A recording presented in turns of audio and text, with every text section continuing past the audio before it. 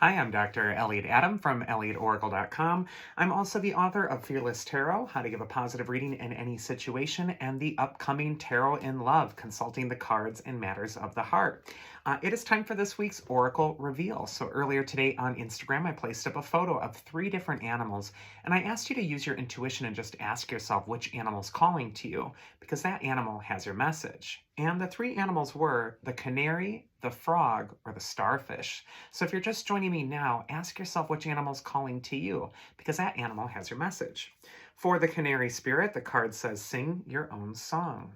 And canary is all about music and using your voice. And if you're attracted to canary, this could be a time where you transform the energy around you by listening to the music that inspires you or uplifts you. Music is incredibly healing and it can totally change the vibe.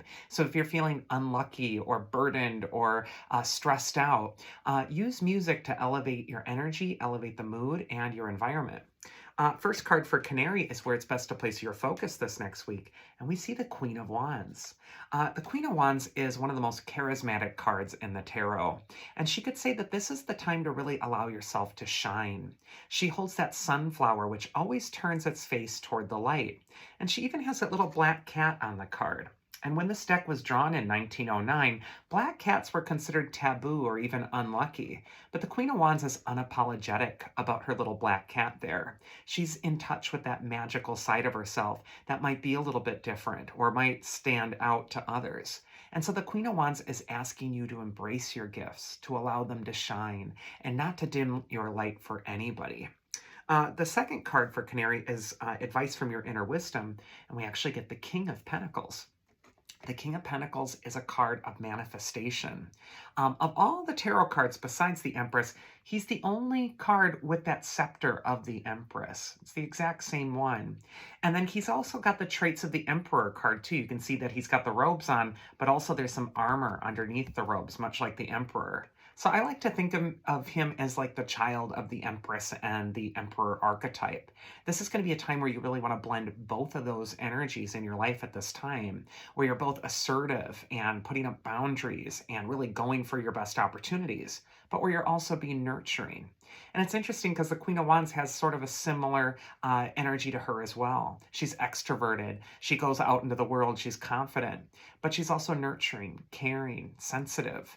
And so I just feel like these 2 archetypes are going to be so important for the Canary this next week. And also the King of Pentacles, along with the Queen of Wands, has to do with making a personal ambition successful. So this could be a time to really launch a project or think of the long game when it comes to fully realizing your wish.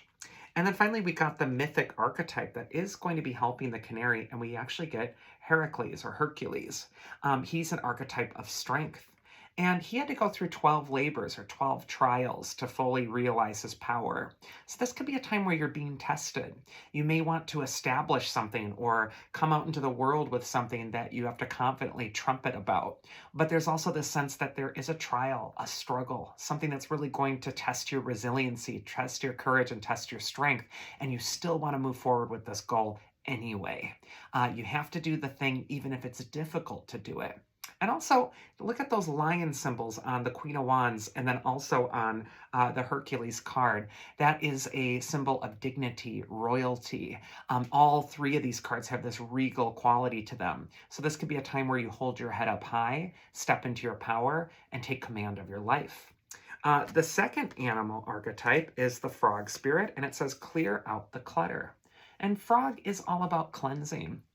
This could be a time to clear out your environment, do a spring cleaning, or get rid of all the stagnant energy that's been around or accumulating. But frog is also a card of detoxing your body. This could be a time where you need more water. Or sometimes the frog represents cleansing through tears, allowing those to flow, and really allowing your feelings to feel like they're being released in some way. So I just feel like with frog people, don't bottle it up this next week. You really want to share your feelings. You really want to let them flow. First card for frog is where it's best to place your focus this next week. And we get the Queen of Swords, another queen this week. The Queen of Swords is all about taking reasoned, logical action. She takes charge and takes her power back. She wears the butterfly crown, which means she's a master at transforming the energy. And of all the swords cards in the court, the page, the knight, the queen, the king, they all have birds in the background of the card in the Smith-Waite deck. But the Queen of Swords alone has one solitary bird in the sky behind her. And what this indicates is that this is going to be a week for Frog where you're working independently. This might also be the time where you have to realize that nobody's going to do the job at hand better than you. So you might as well do it. So you might as well take charge. And the Queen of Swords is also about assertive energy and really directing your focus toward that long-term goal. And she's lofty, she's airy, she's above the clouds here. She can see things from afar. This might be a time to be dispassionate, logical. And maybe with Frog, it is a time of releasing old burdensome energies and emotions so that you can see clearly, because those old stagnant emotions can really cloud your mind. The advice from your inner wisdom is actually another court card, all four so far, the Knight of Pentacles. Of all the knights in the tarot, the Knight of Pentacles is the only one who's on the horse that isn't moving forward at this time. He's at a standstill or a wait. And so the Knight of Pentacles can indicate a halt and progress. But the Knight of Pentacles is also associated with the astrological sign of Virgo, which has all to do with the details and analyzing them. So sometimes I like to think that the Knight of Pentacles is stopping to pay attention to some important details, that it's time to not breeze past. Same with the Queen of Swords. She's very analytical. This could be a time of gathering information, gathering data, and then making your move after you are fully knowledgeable. And then the mythic archetype that is going to help the Frog is Apollo. He represents clarity, insight. He's the god of music and divination and so many things, light, the sun. This could be a time where you're really getting into a place where you're allowing your talent to shine. And this might also be a time where you're refining the talent when we see that Knight of Pentacles and that Queen of Swords. And it may be time to really focus on a direct course of action for letting that talent come to the fore. And finally, Apollo, because he's a god of divination, could just indicate that it's time to do a reading for yourself. So it might be time to reflect on things through the symbolic language. That will help you find the way to get that horse moving forward again. And then finally, we got the Starfish, and the card says open to infinite possibility. And you can just see the posture of the star, it's open. So this could be a time when you really are opening yourself as well. And also it's opening yourself to divine guidance. I mean, the star for me is such an important archetype. It's an eternal archetype. And so it's reflecting that in physical form in the starfish. So this might be a time where you're really opening yourself to divine guidance. First card for Starfish is where it's best for them to place their focus and look at the infinite possibilities that are available for Starfish. This is a time to be open. The Three of Wands is saying that despite your worst fears, nothing's screwed up now. It's all wide open and waiting for you. And it's really going to depend on your next action. The Three of Wands for me is also a card of freedom, and it says that you're going to experience more freedom now as we're going into this next phase than you've had in a long time. There's just a lot of possibilities, and the future is wide open and waiting for you. Advice from your inner wisdom, if you pick the Starfish, is actually the Seven of Swords. And here we see the Thief on the card, and a lot of people have a problem with him. But for me, I had to look at this card a little closer and think, why is this guy stealing the swords away?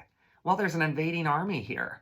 And there's these tents set up, and there's this encampment, and the soldiers are all deciding how they're going to divvy up this man's territory.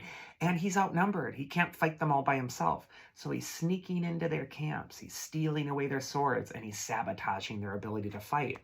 The Seven of Swords is telling you to use your wits, to know that you are more intelligent than the challenge that's in front of you. And if you use your mind, you're going to find the way past the present impasse. And then finally, the mythic archetype that will be helping the Starfish is actually Aries. He's the god of war, another martial figure. This could be a time where you have to think wisely about the path ahead. Instead of just hacking and slashing and fighting and getting yourself killed by just jumping into the middle of the army, this may be a time to be more tactical, to look ahead, to see all the information, and then to fight for what is important for you.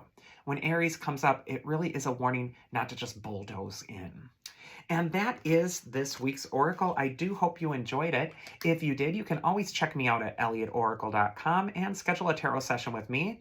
I also have signed copies of Fearless Tarot. I just sold out of my last stock, but a new one's coming in this week, so you can always do that. Otherwise, I will see you all next week, so do take care. Bye-bye.